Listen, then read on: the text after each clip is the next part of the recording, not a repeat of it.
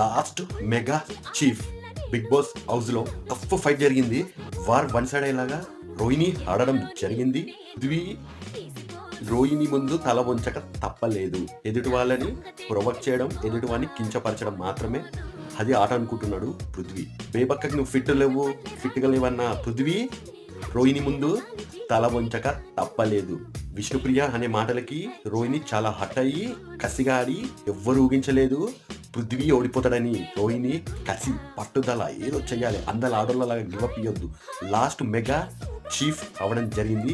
పృథ్వీ తల ఎక్కడ పెట్టుకోవాలో అర్థం కాలేదు. రోహిణి సంతోషంలో కూడా పాల్గొనలేదు, పక్కకెళ్ళి ఎక్కెక్కి ఏడ్చాడు. అతిగా ఆవేశపడే మగవాడు, అతిగా ఆశపడే ఆడది, చరిత్ర లేదు సుఖపడినట్టు ఈరోజు ప్రూవ్ అయింది.